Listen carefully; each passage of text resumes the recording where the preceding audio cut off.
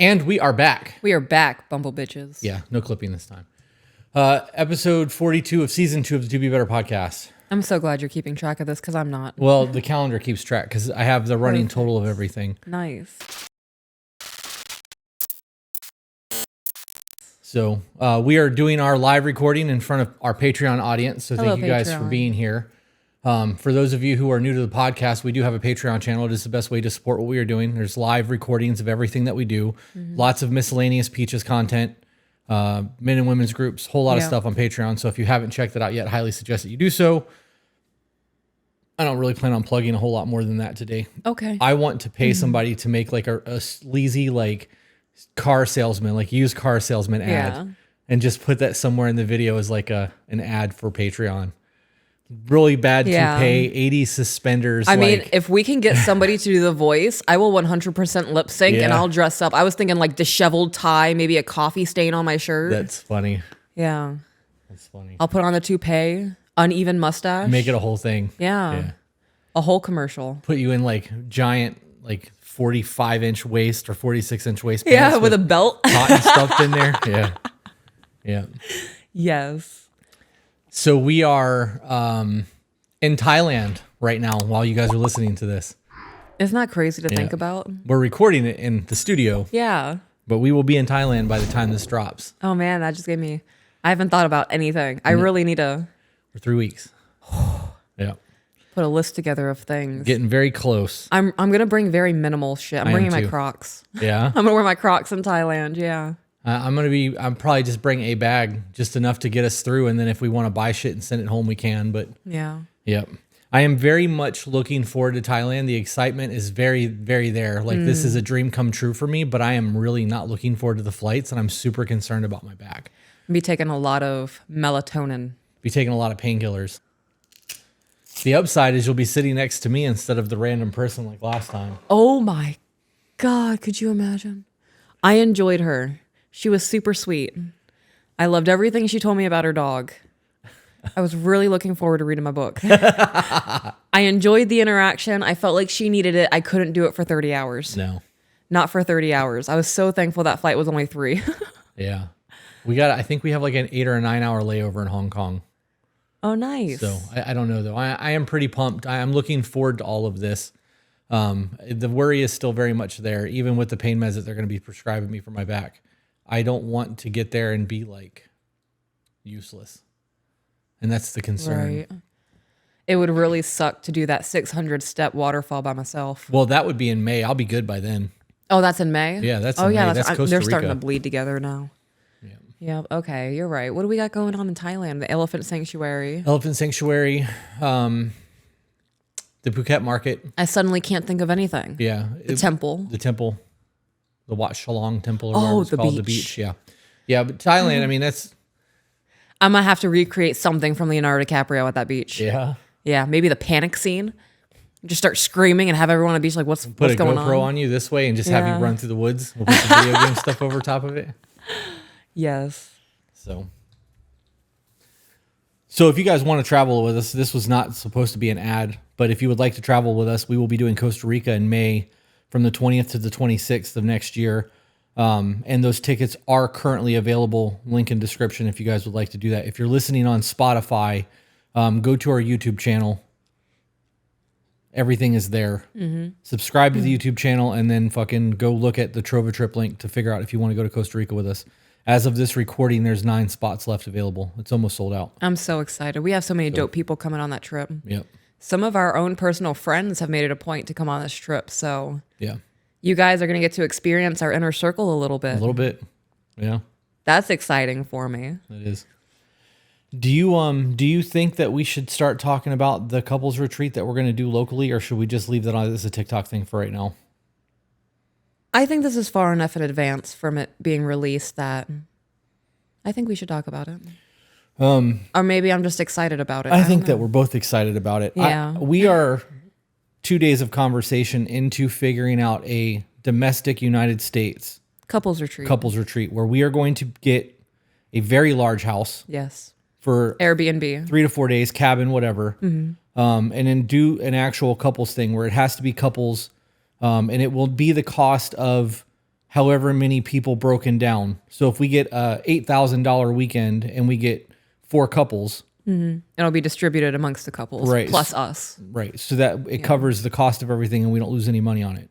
And then whatever excursions we have planned, if we go somewhere in the mountains and we all decide to go mudding, they'll have to pay for them. That would also be included in the price. We're possibly... Well, we could do that and include it in the price, but that would be... I think that would be an extracurricular that I think I would rather other people deal with than us. Okay. But doing the mudding thing would be a good time. Yeah. It's just an example of things. I think about our excursion that we did up the side of that mountain and those side-by-sides. That was so much fun. It was a lot of fun. Yeah. And that would be a good like decompression day before getting into like couples therapy. Heavy shit, yeah. Couples coaching. Yeah, therapy is not, I'm not legally allowed to call it that. I'm not a therapist. The couples masterclass workshop. I don't know, whatever. But the goal would be to take one day and designate it with the men with my husband, the women with me, and then we just sit down and we brainstorm as groups. Yeah. What's going on in our relationships? What can we fix? What can we do to get better? I want to do a group whale. I feel like that would be very beneficial. And then you got to shuck and jive. Whale.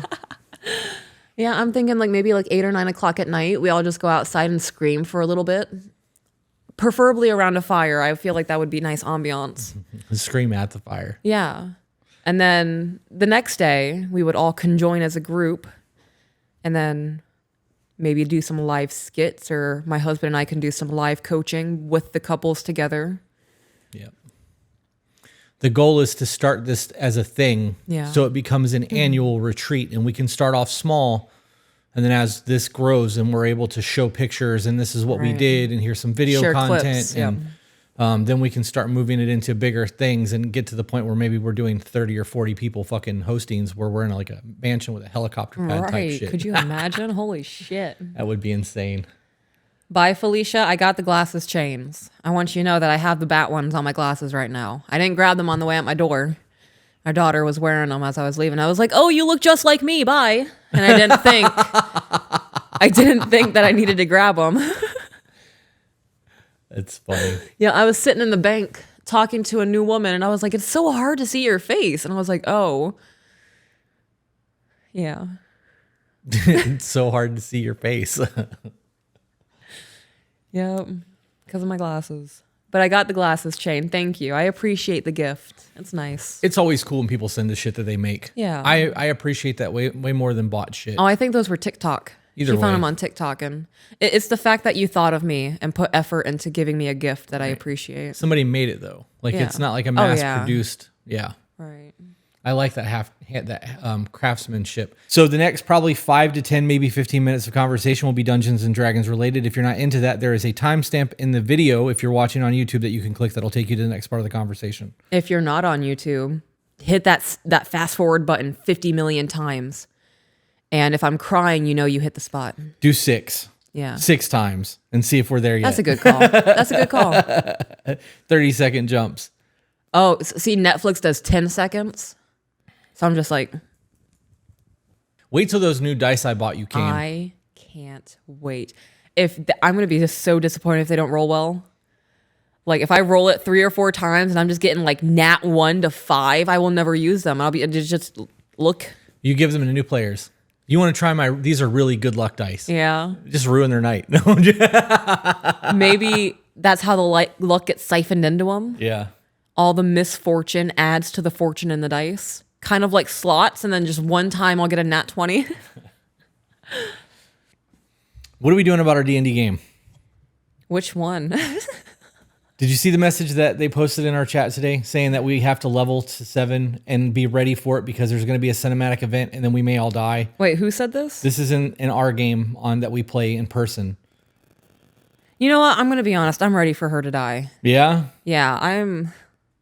Just not into the game, which sucks because you were so into that character. I'm so into the character. She's a little chaotic killer fairy, and it's so much fun.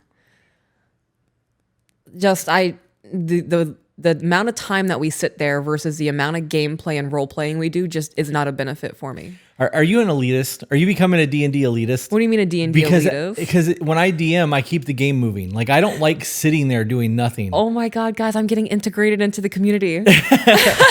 I'm feeling things other people feel and I can understand, so I'm getting the knowledge of it. I think I might be. Because I'm certainly feeling a way about this. Yeah. We were sitting there the other day and I'm like, I could be reading, I could be taking a bath, I could be making out with my husband with nobody in the household. I could be doing anything else right now. Right. Instead, we're sitting here scrolling on my phone, waiting 30 minutes to research something. Yeah. Yeah, games get slow from time to time. I think it's funny that we are both that way, though, because I want the game. If I'm going to play for 5 hours, I want 5 hours of gameplay. Not right. I'm even down for like a 30-minute break where we take lunch. Something. Like, let's socialize then, and then back to the game. Yeah. I'm here to let out my frustrations that I can't in my real life. Right. I want to add to this body count. Let's go. That's funny. It's an escape for me. And me sitting here scrolling on my phone is not, this is what I do every day. I'm checking email. I'm looking at things. I'm working on French for the 20th time today. Like, I'm looking all week to this.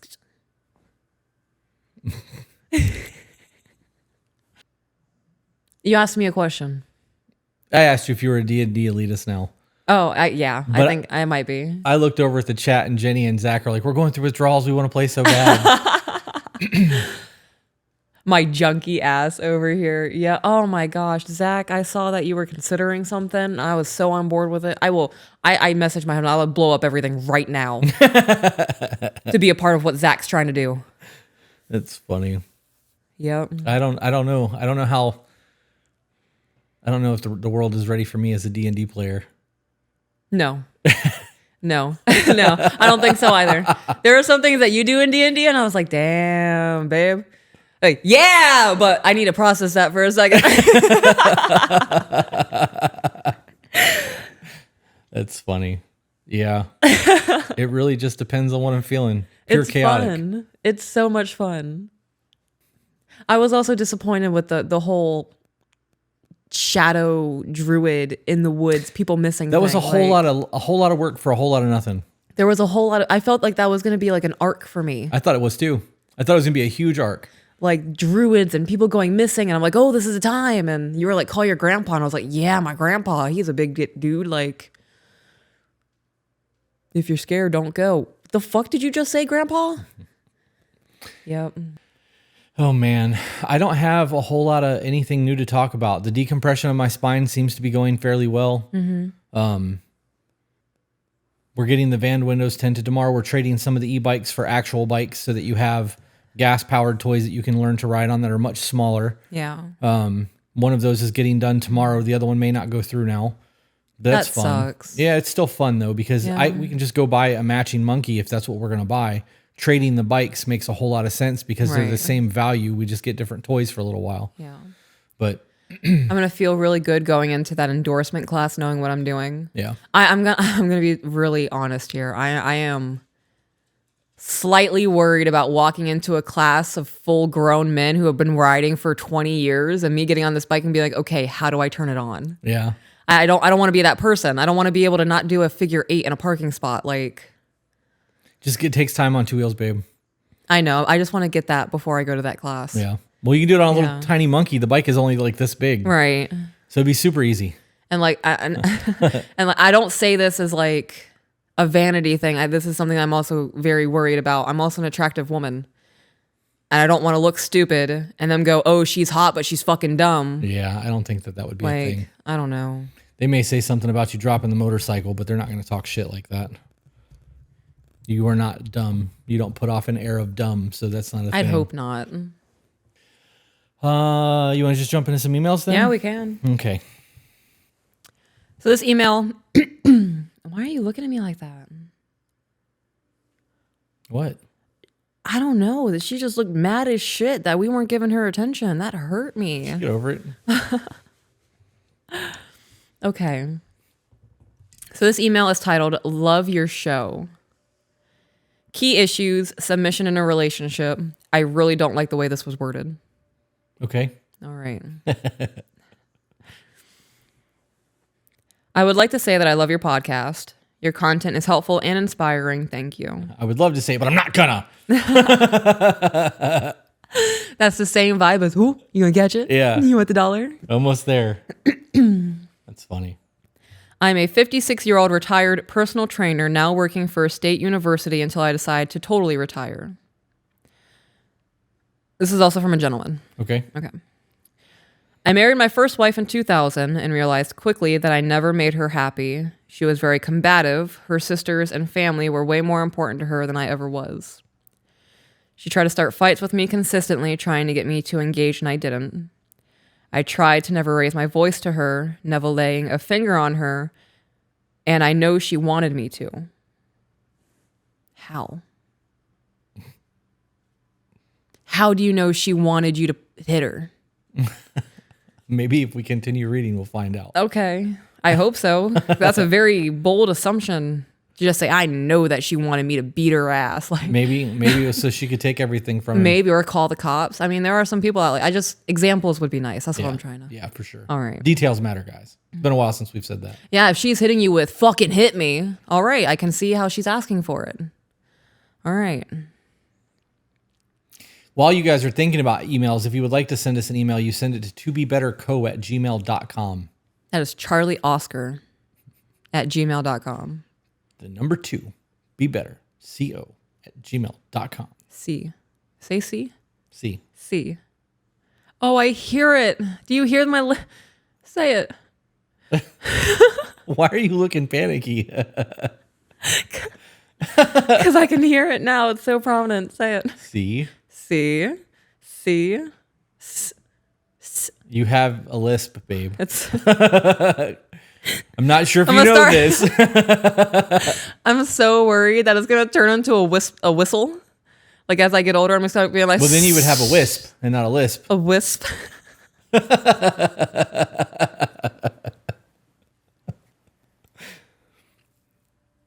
damn it. No, I kind of want it to happen. That's funny. Oh, wow, that's so much larger. That's nice. All right, so I know she wanted me to, meaning laying a finger on her. I know I have anger management issues, and I am very strong, so I kept my cool and never showed my anger. I felt like my home was never my sanctuary. She worked an 8-to-5 job, and mine was always changing as a trainer, so I know she didn't like that. It just sounds like two incompatible people to me. Yeah, I also feel like there's a lot of detail left out. Of course. You're a personal trainer. I can understand how some women have insecurity issues, especially if you're working with women. And if she's coming to you about those kinds of insecurities or worries and you're just, this is my job, babe, get over it. Right. I can see why there would be arguments. So how should a man handle that situation? Why are you feeling this way? What happened that made you feel insecure? Because I love you. I'm all about you. This is just a job for me. All other women are NPCs. So what can I do to satiate that insecurity right now? Because I don't care about anything else. I'm not going to quit my job. But what are some things that I can do to help ease this worry in our relationship? People have a lot of healing that has to be done. They really do. Continuing on in the email. I enjoyed every time she was at work and I didn't have clients, so I could rest on the couch for some peace and quiet. I really asked her, that was a Freudian slip, because I'm sitting here going, this man really sent an email without telling us what the issues in the relationship were. She was just a bitch. Freudian slip, my apologies. Continuing on. I asked her one day if she wanted to move to North Carolina so I could buy a gym and run it together. She was excited to try, but once she moved, she hated being there with me. She hated the gym and was always asking to go back to Florida to visit her sisters. Leaving the gym to others was difficult to do, so she would go on her own. Okay. So she's making multiple trips to Florida by herself for days on end. All right. The peace and quiet from that was welcomed until her return, and it would start all over again. I sought out another woman on Ashley Madison. I know it was wrong. I realized how special the other woman was and committed to her. I divorced and married my love. She is perfect in so many ways.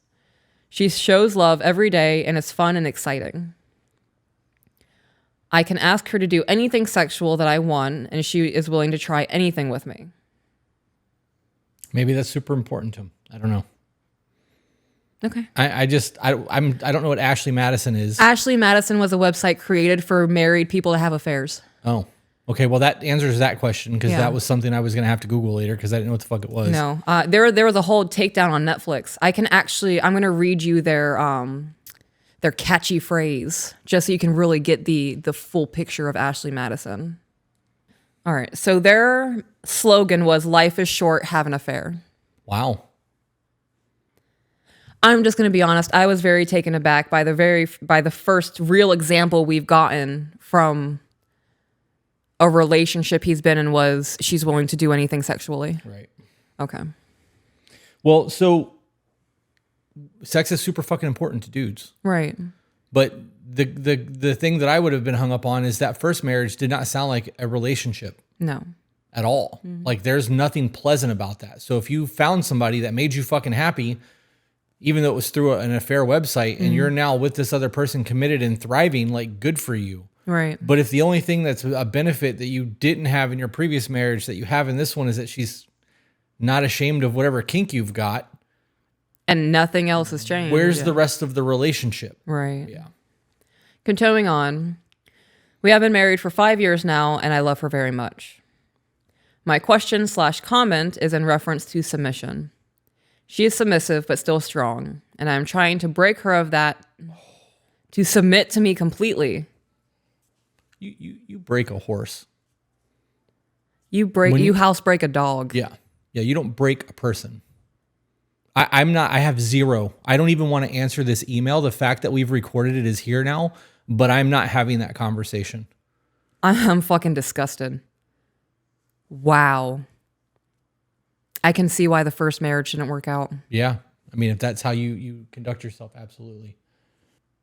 I don't, we don't talk about the dom sub thing because that is a personal thing for us. And we've made it a point to keep that out of the podcast, but make no mistake, that is a part of our life. And if you think that you're going to step into this environment and break someone or force them to submit to you, or that's abuse. It is fucking That's abuse. abuse. Yeah. As a sub, I would never accept somebody who I am looking to be my dominant person. Full submit. We don't have a safe word. Get the fuck out of here. Right. You're not going to break me of who I am as. Oh, he was talking about sex. I bet that whole thing was just about sex. That's the only thing he commented on. Yeah. Okay, so even in a sexual setting, that's not how this works. If I don't like something, we're not doing this. Right. Yep. Let's go to another email. I'm going to have to take a few hits. Disappointment is real on that one. I break vases. You break a horse. When you are trying to break its will so that it no longer has any life left in it and it just does everything that you want it to do. That's what they call it. They call it breaking the horse. And the whole point of that is to break its will, to make it submit to whatever you want it to do no matter what, because horses are big, stubborn creatures. And it's a lot of fucking work. But at the end of the day, if you do it, you break the horse. You have a lifelong horse that will do whatever the fuck you want it to do. It'll never question anything. Yeah. Yep. Disgusting. Leaning back on this rag makes my belly look like I'm the Michelin Man on camera. Stop that. Come over there and gnaw it like cookie dough. Don't do that to me. And we're back. I'm sorry, guys. I had to bake myself a little bit after that because I am infuriated. And I made a comment during the segment that was just cut out of, I can't remember if it's happening in France right now or not, but a woman is deciding to take her case to court over her husband who was drugging her for the last 20 years and allowing men to essay her. And he has all of it documented. It was happening in her daughter's house and their vacation home. Like, he was taking secret video of his children and posting it on the internet. Yeah, like completely disassociating and saying, these are my wife's kids. That man saying, how do I break her, is the first red flag I'd be looking for of somebody capable of doing the things that man has done to his wife overseas. I wonder if it was your phone getting too close to the microphone. Oh, maybe. It could have been. Okay. Another one? Sure. This one is titled A Time of Transition. Good morning. First, I want to say I'm a new listener to your podcast and I love it. I'm still in the early episodes, so if my email brings things up that have already been addressed, I apologize. I want to transition to a more traditional life. However, there is fear in giving up control. I'm not sure how to address/fix this. My husband isn't the most dominant. He isn't a pansy, but isn't dominant. How can we, as a couple, move forward to change this? I know I can't make him more dominant, but, oh, pardon me. But what are things I can do to help him explore that side of himself?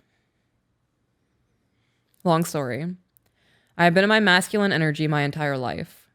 I won't harp on my childhood, but for context, I had a single mom and I was the protector for my sisters. When I started being more active/getting stronger and then joined the army in high school, I became a protector for the house, no man growing up. I am leaving active duty next spring/summer. I am married to the love of my life and we have a baby girl who will turn 1 soon. I have decided I want to be a stay-at-home mom and go back to school for a second master's degree. When the kids, hopefully plural, are a bit older, I'd like to teach undergrad online. However, I want my primary job to be mother and wife. I took roughly 6 months of leave when I had my baby, off and on, and I've never had so much inner peace as when I was just taking care of my husband, my daughter, and the house. In parentheses, I teared up writing this. Okay. I believe that because nothing makes me happier than being in the kitchen, cooking a good dinner, hearing the kids playing, and you typing on your computer. Me coming in, checking on you. I'm going to start fucking crying. I'm just thinking about, oh my God, she's right. It happened so quick. I know I want a more traditional life. I am not sure if 100% traditional work for us, but I definitely want to explore that relationship dynamic. Here is the holdup. I don't know how to give up control. I just listened to the part of Chris on Confidence podcast where Peach says she has a superpower because she can give Chris control, and a lot of women can't do that. Hi, it's me. Help. It might be a Taylor Swift song where it goes, hey, hi, I'm the problem, it's me, whatever. I don't know. I might be TikTok, filling in blanks. Yeah. I might be like mashing songs up there, but... It's a TikTok sound to me. Is it? Yeah.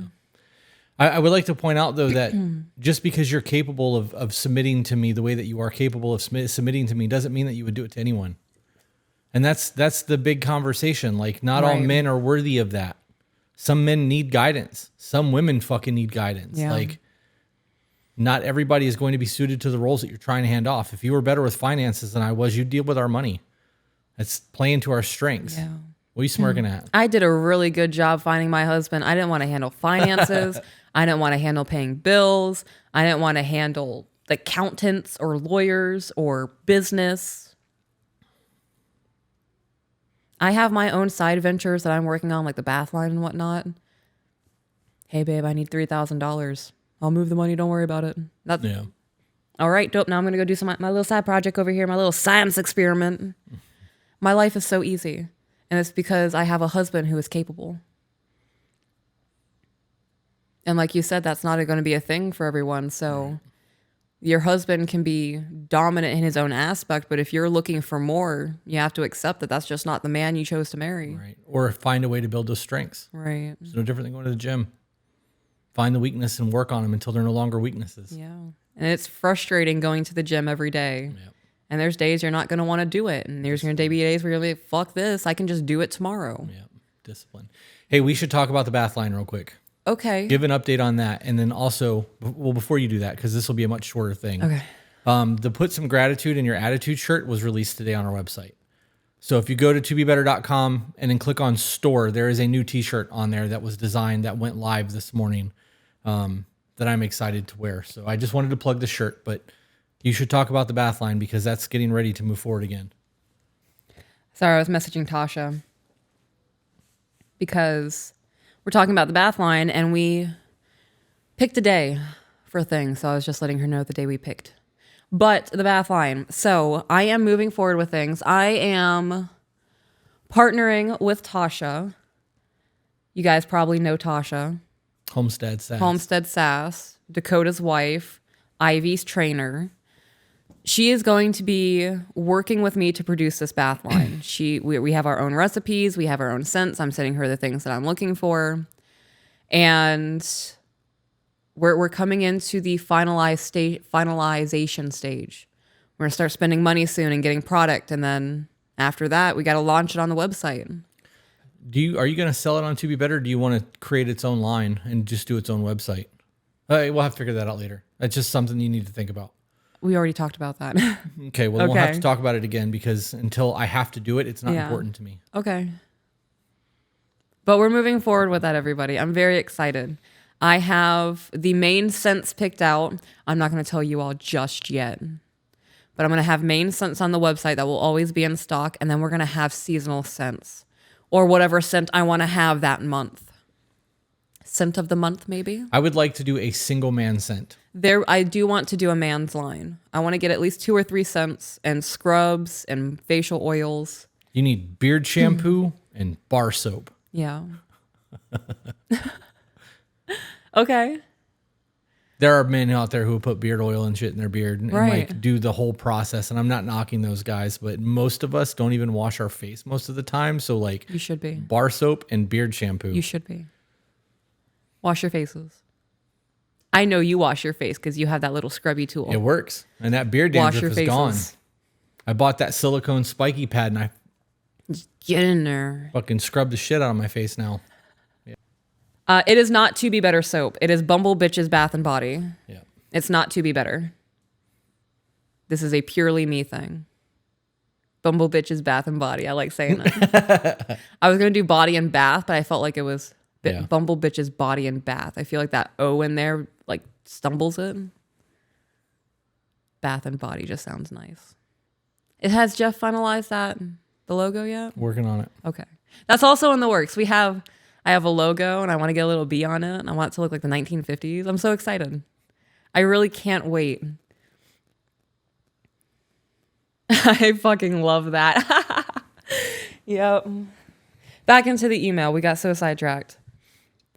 My problem is I identify more with Chris's points through the podcast episodes so far. Why is that a problem?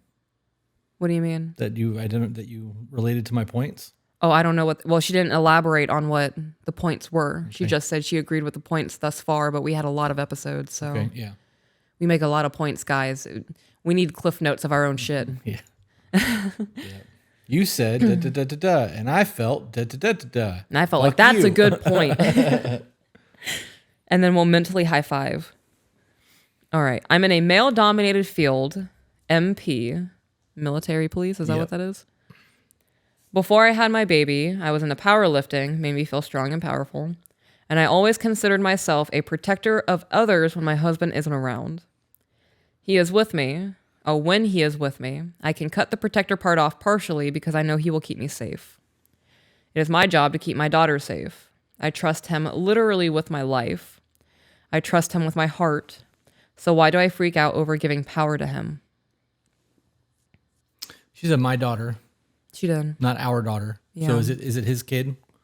They had a child together, yes. Right. So why is it your daughter, not our daughter? Right. Why don't you trust your man to take care of your daughter's life the way that you're willing to trust him to take care of yours? Mm-hmm. That's a big fucking question. That is. But when you are not with me, you have to step back into all of that to live your life. It's called being an adult. Yeah, that's why I carry a pew-pew. And have a dog. I was going to say, that's why we have Ivy. There's a whole, I have a lot of steps of protecting me and the children when we're out. And that's something that you have to do. Yeah. Other people's children, right? Mm-hmm. Like, there's nothing wrong with that. But knowing that you have a man that you don't have to be like that around is where it comes in. You think all the people that we have in our lives that are close to us that have that very strong feminine era about themselves or aura about themselves aren't the opposite when their man's not there? You think Katie and Mike walk around and Katie's just aloof all the time when Mike's not there? I guarantee that's not the case. I can tell you Caitlin is one of those people who would bear attack somebody if she had to. And she is the softest soul I know. Yep.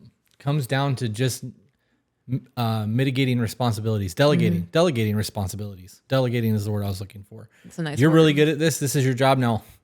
Cool. Thanks for doing it. We got this. Let's go. Yeah. You're really good at cooking. Thank you. I try really, really hard. Don't do that. It's getting bad.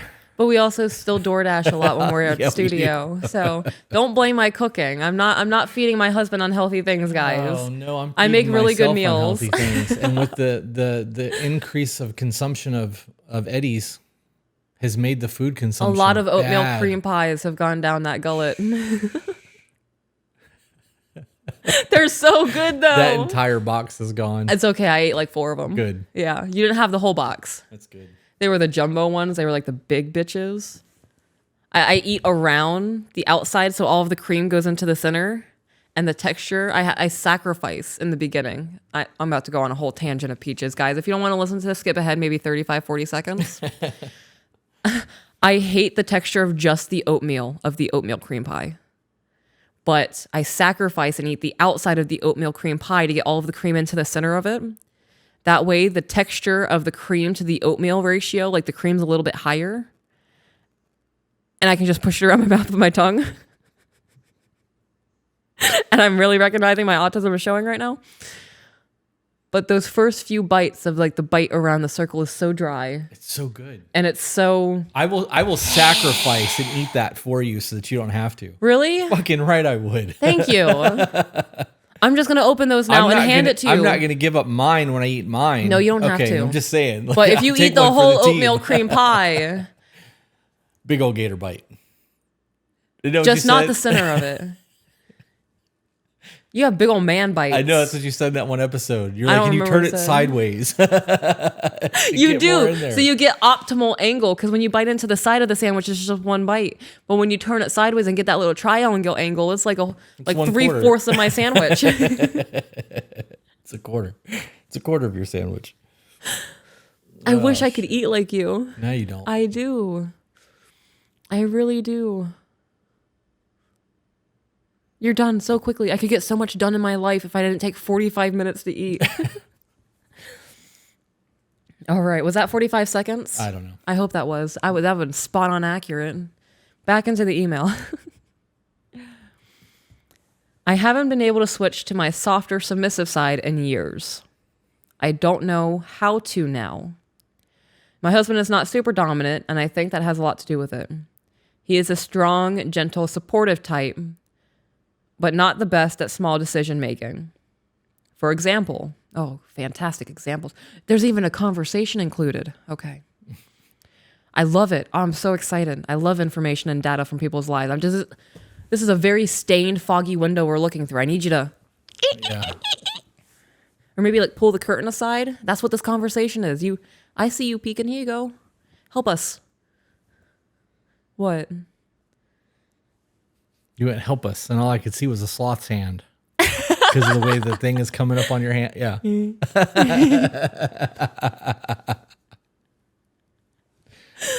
Oh, I'm gonna do something later, and you might not like it, but it's gonna be really funny for me. Okay. I'm gonna tell you. I'm gonna use your leg like a tree trunk, and I'm gonna pretend to be a sloth, and I'm gonna climb up your leg. You need. We need to do that after my back is better. Okay. I love that you didn't say no. I love you. Thanks for loving me. I love you too. All right. Continuing on into the email. When we were dating and earlier in our marriage, been together since the end of 2018, married spring of 2020, I had a code word to let him know I can't make decisions anymore. I was gassed and needed him to make decisions.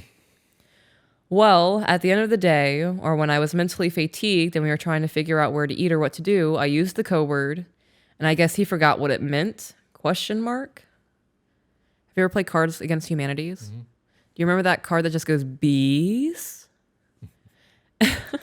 That's how, meant? Sorry. I used it so rarely, so it is possible he forgot. Yeah, absolutely. The conversations went similar to this. Me... So what do you want to do or eat?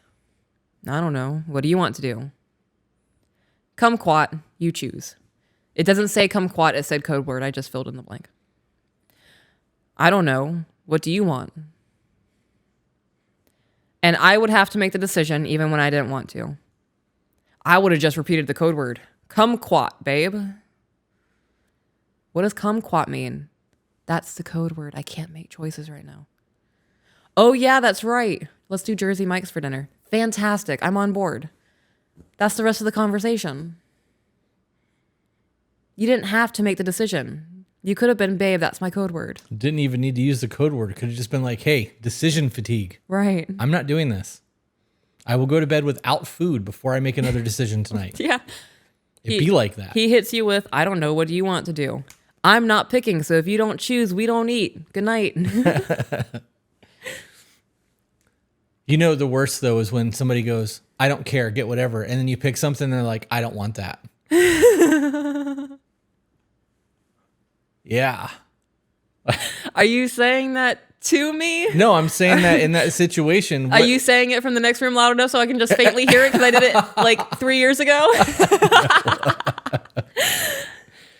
But that's one of those things that if you say, I don't care, yeah, you don't get an opinion anymore. Right. We're having whatever it is that I want, whether I know you like it or not, because you just gave me that creative freedom. You just gave me full power. Right. Yeah. So that situation's funny to me, though, because I see people do that shit a lot. Yeah. I never complain when I tell you, babe, I don't want to pick out food tonight. And you're like, this word. My diet is adaptable. It's not really much of a diet at all. I kind of eat like a rat. Right now, we kind of eat whatever we want. Yeah. You just eat much smaller portions than I do. And more frequently. Yeah. Frequently. That's what I just said. So that situation is just a baseline communication. Right. Expectations need to be met. Yeah. I think there might have been a disappointment there as well. Like, how could you have forgotten this? And instead of clarifying in the moment, just decided to be upset. And we created a secret handshake once at 12 p.m. Yeah. On September 3rd of 1969. We did it once. I will always remember that secret handshake. And then one day you're going to be like, what are you doing? Be like, cake. I don't know. What are you doing? You're like, secret handshake. I'd be like, oh, right. I don't remember that shit. Babe, that was if that was Woodstock. What are you talking about? If that's not used on a regular basis, you can't get mad at somebody forgetting it. Right. And I'm not saying that she's mad about it. She's obviously there was a disappointment that he didn't remember the code word, but code word and communication is very different. Yeah. I can understand having code words for uneasy situations and triggers and like public speaking things. If I say black beans, we need to get out of here. Right. Right. Squeeze my hand twice if we have to leave right now. Yeah. You can just walk up and we can go. Hey guys, I have to poop. Bye. Oh no, this shit loud as fuck. I don't care. Shit myself. Gotta go. Thought it was a fart. It wasn't. We're leaving. I'm just down to Irish goodbye. Yeah. But you have to be able to have the conversation and not expect it to just be code words. I agree. I'm stuck on the Irish goodbye thing. My last good interaction with you is the memory. I don't know why we'd have to say farewell. That's just a sad thing to do. Yeah, that's true. It's perspective, I guess. Right. Like a whimsical being. They're gone. When will they be back? Next time we invite them, but you'll never see them leave. I thought of what I wanted to say. Okay. Because you said if it's not used all the time, it will be forgotten. I have taught the children my phone number. And I've taught them it using a song. So it's like do, do, do. Bum, bum, bum. Bum, bum, bum, bum. Like it's a whole... And you're either singing me the notes or you don't know my number. And our son's nailing it because it's with the tune. But if I go a week with son, what's my phone number? 867. No, that's a song. Right? So if you're not working that muscle memory of this is an important thing for you to have. Right. If I hear it every 8 months, why is she saying black bear? We're in a theater. I know there's something there that I'm supposed to remember. It'll come back to me. Yeah, we'll talk about it later, baby. Yeah. Never take things personally. Yeah. Continuing on. Now, I just make the decisions after he says, I don't know, what do you want, the first time.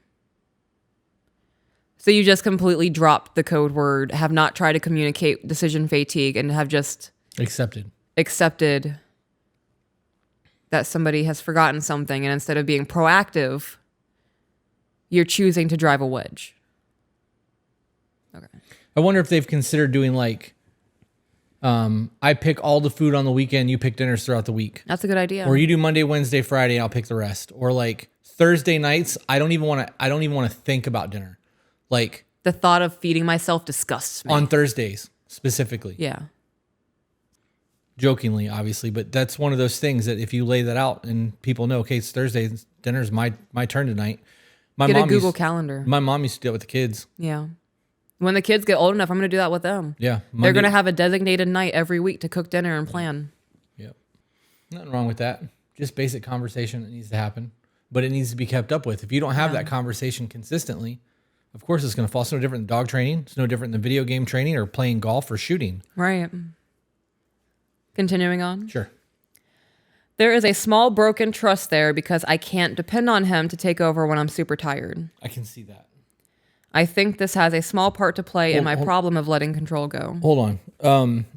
Can you read it again? Because she said that can you just read it again? There is a small broken trust there because I can't depend on him to take over when I'm super tired. It's a failed expectation. Right. It's not a broken trust. It's a failed expectation. Right. This is not a trust thing.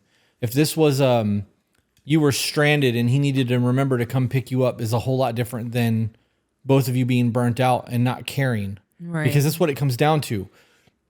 Let's look at what the meal thing is. Really, it's just not wanting to make a decision anymore. We eat the same shit over and over and over again. And when you're trying to be courteous of another human being, you know what you're going to get from wherever you're going to order from, or whatever favorite meals are going to be. Yeah. It's not hard to just make things work. I don't think that calling that a broken trust versus a failed expectation, like, I think broken trust is a deliberate thing, right? Like somebody choosing to cheat. Yeah. Somebody choosing to admit where they've been for the last 2 hours. Right. I think that a betrayal of trust is a deliberate action, a deliberate choice on somebody's end. If he just forgot, he forgot. Right. And this conversation hasn't been had multiple times. There's a very strong possibility that he has continued to forget. Right. That conversation then needs to simply look like, when I go, hey, what do you want for dinner? Know that I'm not making the decisions. If I'm asking you, it's on you completely. Right. Don't say I don't care, because at that point I'm not feeding you. Yeah, nobody's eating tonight. Right. And that just needs to be the expectation moving forward. If you told me that you didn't want to figure out dinner ever again, I would just figure out dinner every night and you would handle the rest of the meals, and that would be the end of it. We would never have to have that discussion again.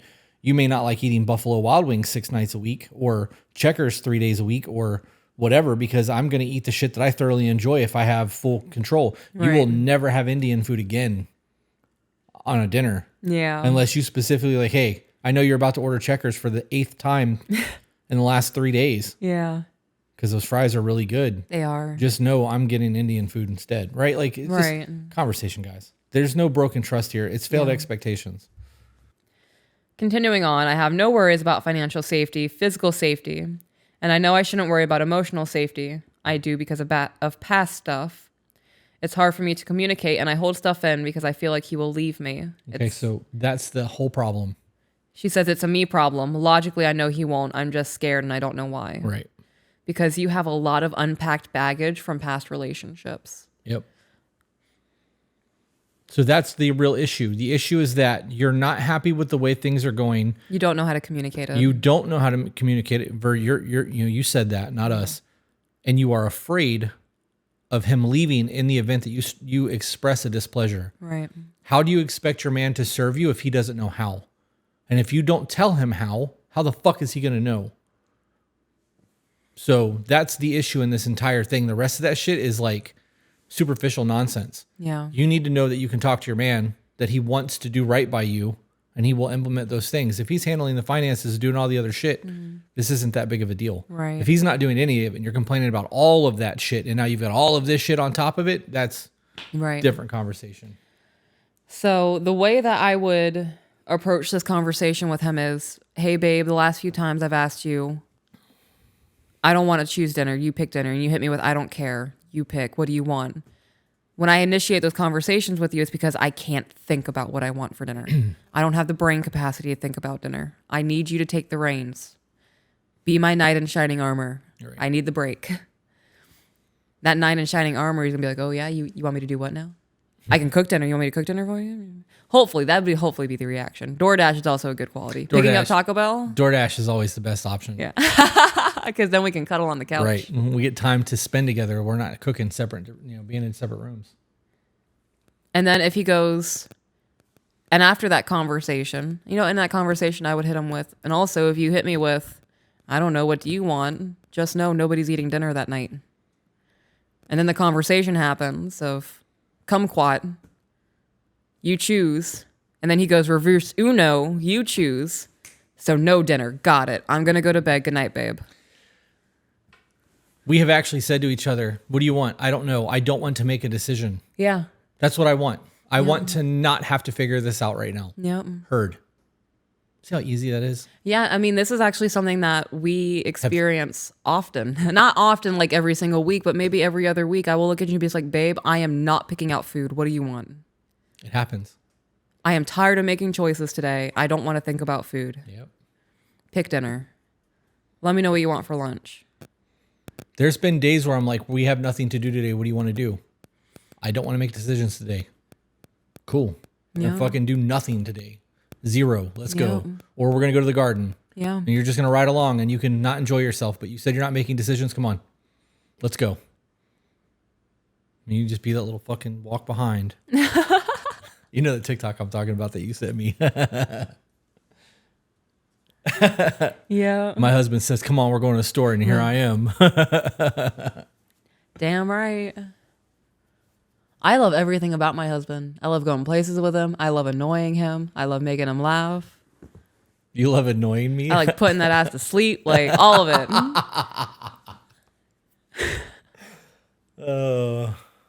Why do you love annoying me? Because you don't really get annoyed by me. I don't. I think this shit's funny. It's very much a playful annoyance, and it's just banter back and forth. Yeah. Definitely not annoying. Yeah. There have been a couple of times where you're like, I love you, babe, but I want to grab you by the throat right now. And like that's when I view like me really annoying you, but you're being goofy about it. Have I actually said that to you? Yeah. Oh, wow. You don't remember saying that to me? Mm-mm. Huh. I'm not saying it didn't happen. I'm just saying that. Now I'm questioning, was it serious? Was that one of your demons speaking to me and laughing about it? What the fuck just happened? I don't know. Continuing on. Big life decisions I know we will always make together. I trust he will always make the right choice for me and the family, but I have a physical reaction when I think of letting him make decisions for me / on my behalf. I don't know why. Panic reaction. So I'm going to go out on a limb here and say you probably had a not good childhood. Okay. And in that not good childhood, you were put in situations you didn't want to be in, but because you were the child, you didn't have a choice. And then that bled into your adult relationships with a lack of boundaries, right? So that ended in people pleasing. You're now doing things to make your boyfriends happy that you wouldn't otherwise be doing, but you're getting a lot of love and validation out of this relationship and you don't want to lose that. So I can just bottle this up and live with it. Once you get a taste of control in your life, like now I can make my own choices, it is very hard to give that back up to people. That's why people stay single for as long as they do after they reclaim their life. Right. The key in this is finding somebody you can trust to make decisions that's not going to take advantage of you or put you in bad situations. Right. And it sounds like your husband's not going to do that. That's exactly what it sounds like. So I would recommend processing all of the really shitty things you've been through, having those conversations with your husband of, oh my God, I just realized this about X, Y, and Z from my childhood and it connected to my ex-boyfriend this way and this is why I'm having a hard time right now. And crying about it helps. And have gratitude for your man. Thank you for not being the same way these other people were in my life. Yeah. Thank you for being a man of integrity the way you are. Thank you for being patient with me on this journey of me trying to give up a little bit of control in our lives. That gratitude helps. It does. It absolutely does. And it changes the perspective of both people involved. The control thing in this is that she's willing to give it up on some aspects and not willing to give it up on others, but she craves it. Right. Yeah. Part of me thinks it's because of the whole code word not working. No, it's not. I can promise you it's not because he forgot your code word. It's because you felt let down once again by somebody else in your life. This is not a him problem. Everybody needs gentle reminders. If you had the one conversation about the code word and then you use it every 6 months and have never said, hey, babe, what's the code word when I don't want to pick shit? Right. Keep him on his toes.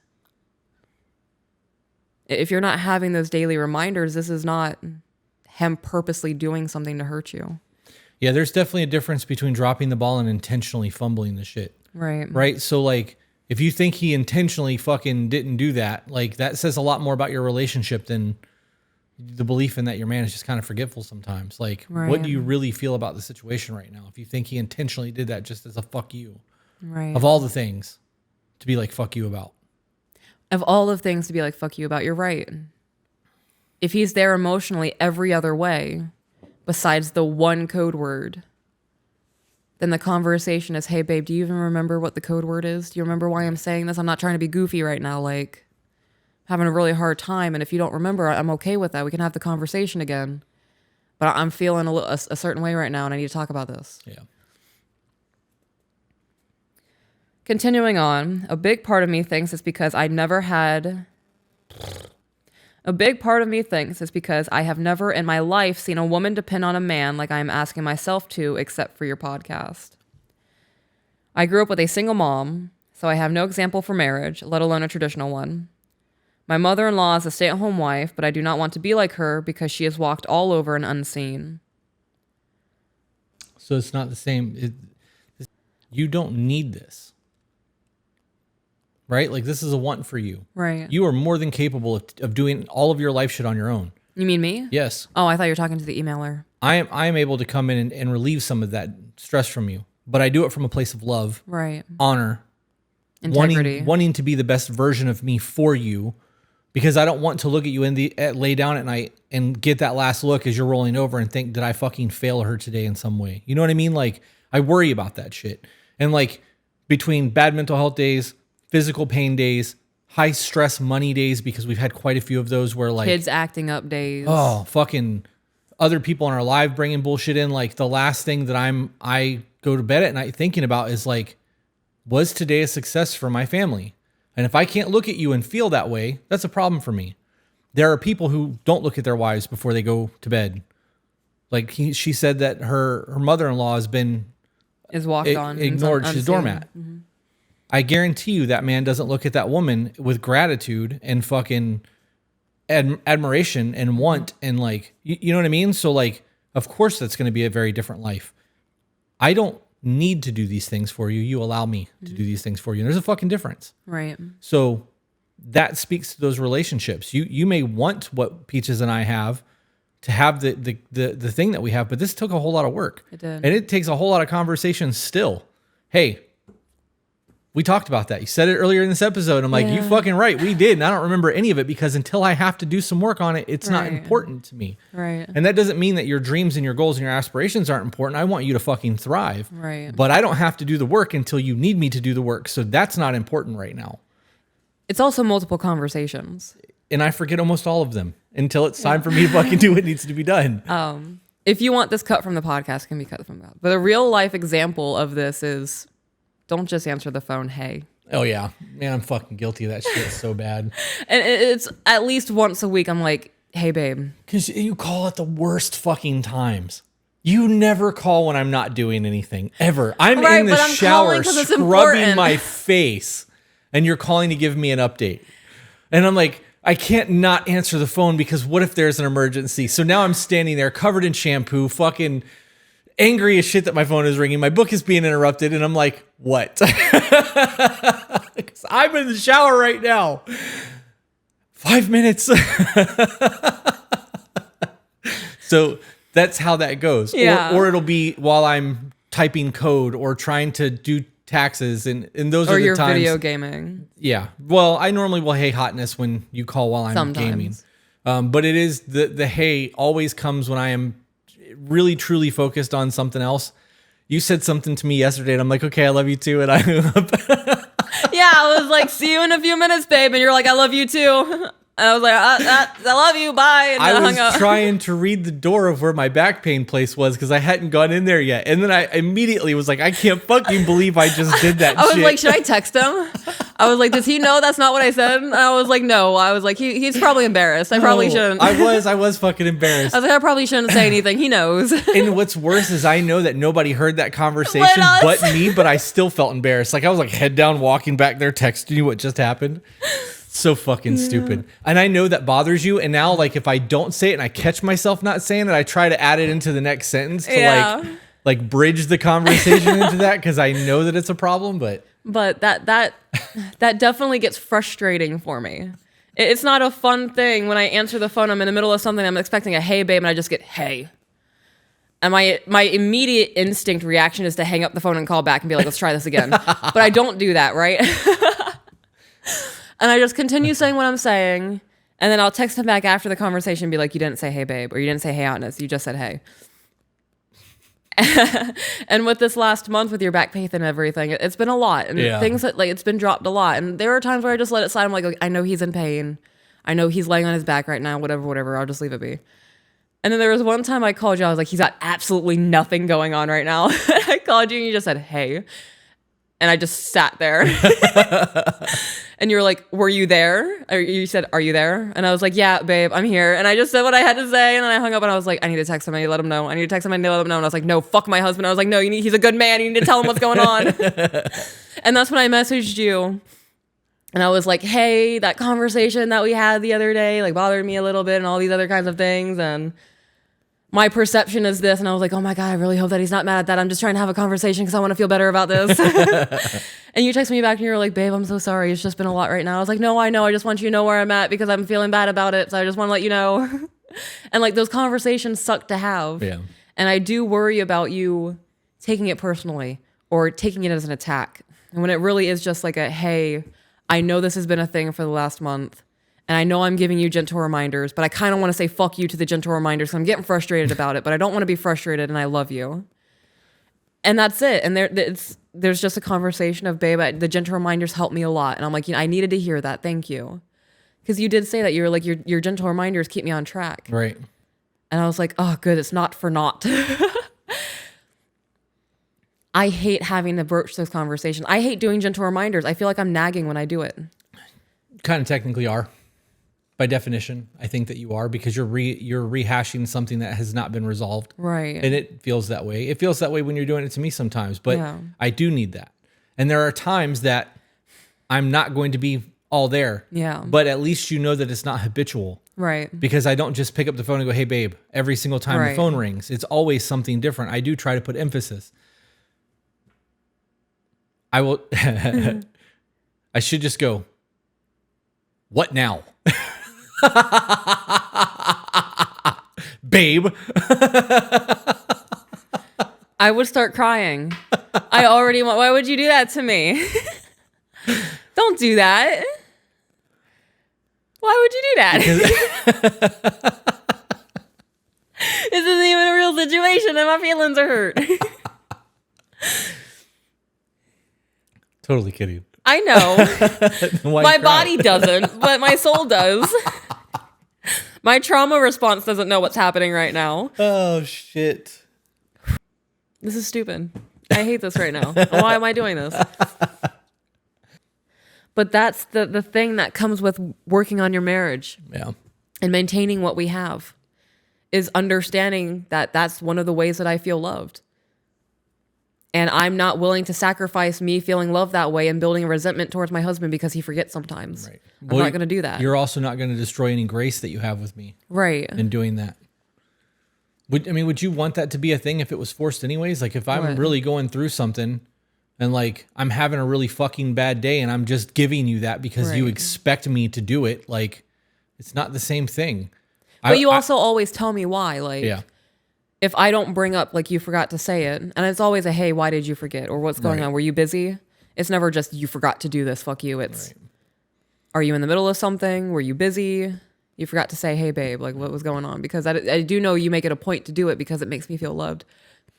So on the days where you don't do it, and you were to force it just because I want it, now I know you're picking up that phone going, fuck. Yeah.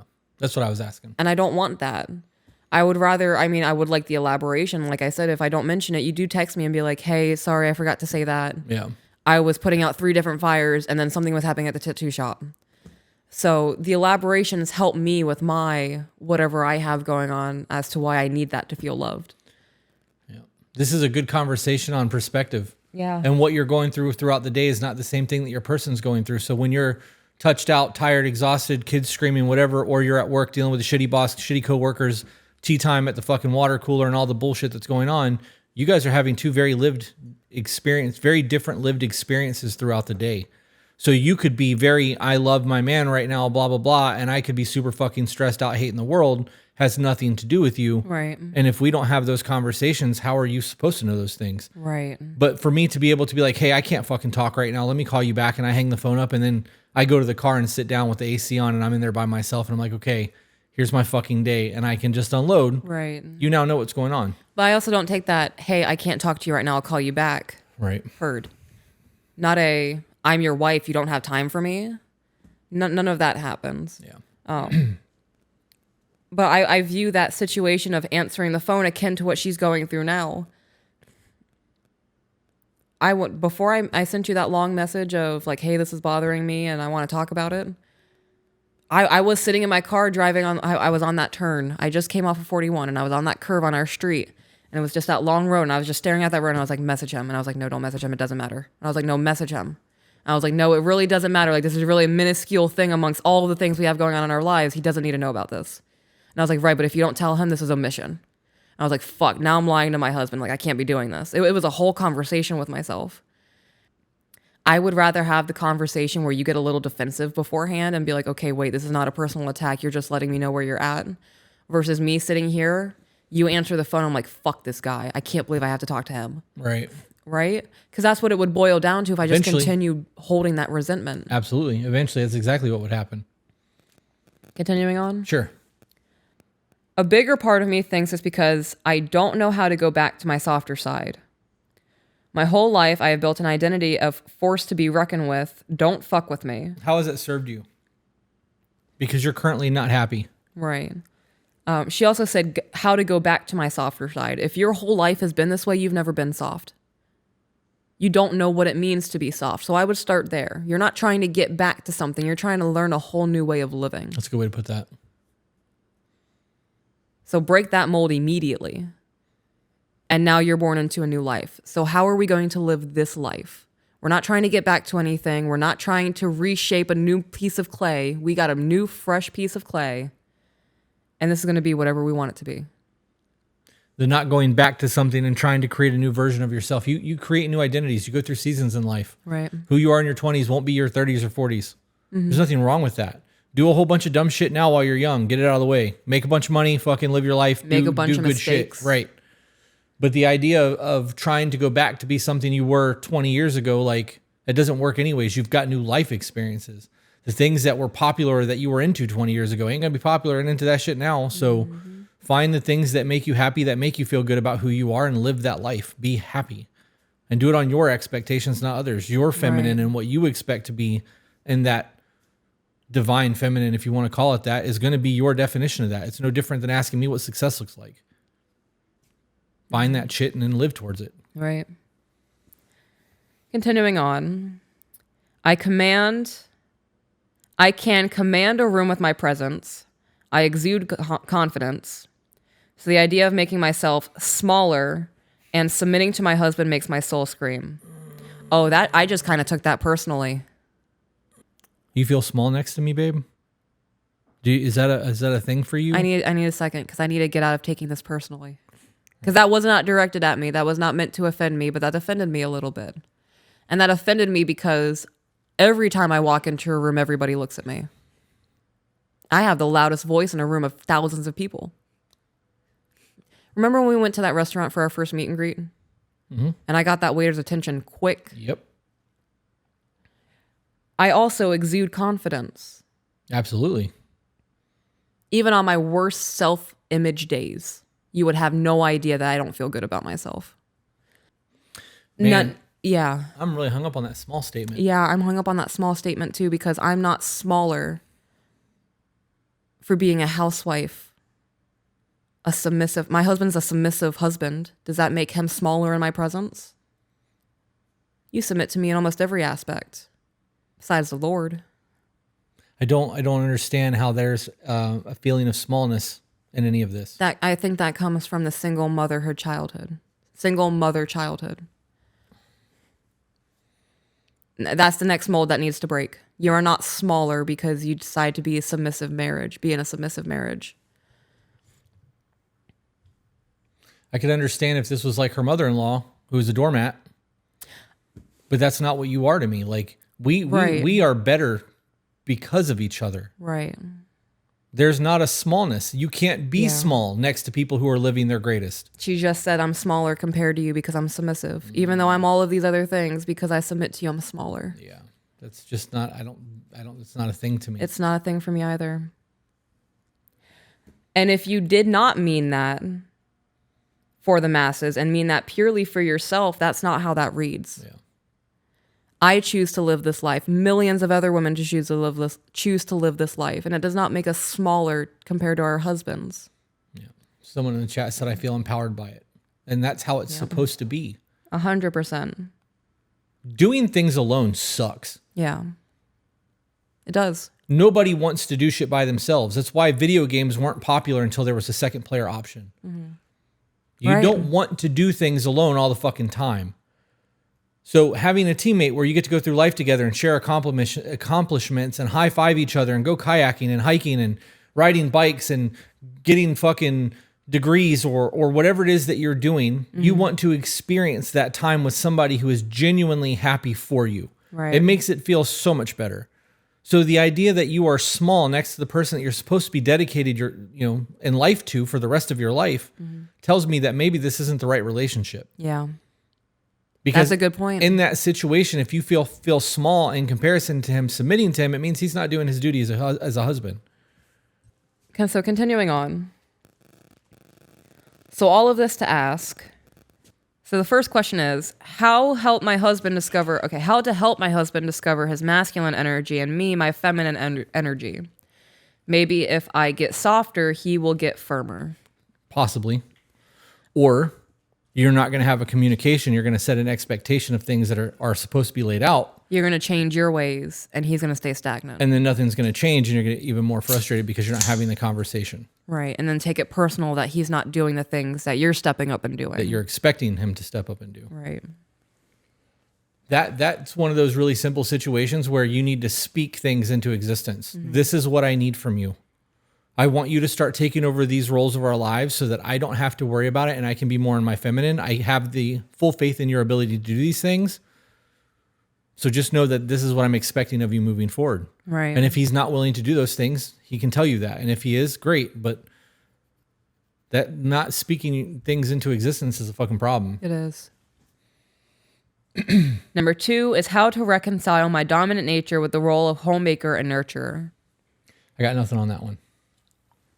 I don't think that I don't think that cleaning, cooking, doing the gender role thing has anything to do with your ability to be less dominant or dominant. They're chores. These are things that have to be done so that our life can improve. Right. So why do you need to be less dominant to do those things? Well, she didn't say less dominant. She said how to reconcile my dominant nature with the role of homemaker and nurturer. And the definition of reconcile is to restore friendly relations between. Okay. So how can I restore friendly relations between my dominant nature with the role of homemaker and nurturer? You take pride in maintaining your household. You take pride in the things that you do in your home. You take pride in the meals that you cook. One way that I do that, I maintain the dominance in my household, is every meal is almost cooked from scratch. Almost every single meal is cooked from scratch. Sometimes we'll do a frozen lasagna because I'm tired. But we're using whole ingredients. I'm picking up veggies and fruits and chicken and meats and rice every single week. Another way that's done is, hey, babe, I mopped. When you get home, take your shoes off. Right. We use coasters on the coffee table in the living room. If I see you put a soda on that table without using a coaster, I'm I'm going to do something to you, babe. I don't know what I'm going to do yet, but just know it's consequence if there's a ring on that table. Right? Make it goofy. Playful. We're not going to be threatening. I'm a very dominant person. I don't know how to verbalize that. I feel like my personality is enough of that to show that I'm a very dominant person while simultaneously taking pride in my job as a homemaker, right, as a mother, as a wife. That's a social stigma. Yeah. You can't be strong if you're in the kitchen. It's bullshit. Most important job a woman could ever do is raise her children. Right. And our kids are doing fantastic. They get almost all of my undivided attention. When I'm cooking or I'm cleaning Ivy's ears or I just need 5 minutes. Yeah. And I understand that people are going to have an issue with me saying that because not all women want to be moms. Then what?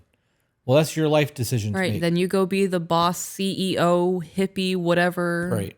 Yeah. But if you decide to have a child, the greatest honor is raising that child. They are a gift. Like, I don't know. I don't think those children are going to be your legacy in this world. They are, absolutely. And the life lessons that you teach those kids will go into grandbabies. Right. And your memory. Have you seen Coco? Children love the movie Coco. It's all about the Day of the Dead. Oh, yeah. You guys made me watch that once. And in that movie, they talk heavily on people talking about your memory as what keeps you alive in the afterlife. When nobody talks about you anymore is when your soul's gone for good. So when you are no longer here, the way people talk about you passed down through generations is going to matter. Yeah. There are some hard conversations I'm going to have with the children when they're older because they're going to ask me questions about things. And I'm going to have to find a way to phrase it that's not demonizing, that this is just a way of life. This is how people are. But there are definitely going to be unpleasant memories kept alive because of the life lessons learned from them. Could you imagine how different life would be if morals and integrity and all of that shit was still like a trend and it was still a cool trend to have all of those things and to like, be a good gentleman and to be a lady and not, men or women get caught up in whore culture and swipe culture and all of that shit. And you actually live with intent. We would have a very different like social stigma of what is and what is not acceptable. We started watching that movie, The Terror, last night. TV show. The TV show. I'm really enjoying this. How far did you get into that? Because I fell asleep. You fell asleep in the second episode. I think I started the third episode or the fourth episode last night. Not too far, but I did fall asleep partially through it, so I'm going to have to rewatch it anyway. It's a show based in the 1840s. Mm-hmm. 2 ships stuck in the Arctic. And the way that these men speak to each other. The 2 captains, Francis and John, I think his name is, had a massive falling out. Dude was like, he's not good enough to be a part of our family. And that man, Francis, was like, you never lost my friendship. Yep. Dude said, you're not good enough for my family. And he was like, we can still be friends after that. Like, the communication was another level back then. Just because people were not afraid to hurt each other's feelings. Right. The way that they spoke to one another, the words that they used. Captain John said something last night about the way somebody was conducting themselves. And the way that he said it, I was like, damn, I would have never thought to use that word. I would have said a sentence. Yeah. To use what he used one word for. Right. And I was like, does that make me stupid? We have a dummied down version of our language now. Right. Like he said that and I was like, there's a word for. Yep. I was flabbergasted. I really feel like I'm going to buckle down on my language and sophisticate myself. I think the less threat of real violence there is, the less need for a big vocabulary. Because if you have to think about a word that's going to properly convey the intent behind what you're saying with the fear of violence, you're going to put a whole lot more thought into it than, well, I can just say whatever I want. I'm going to call them a dumb see you next Tuesday and they can't do anything about it.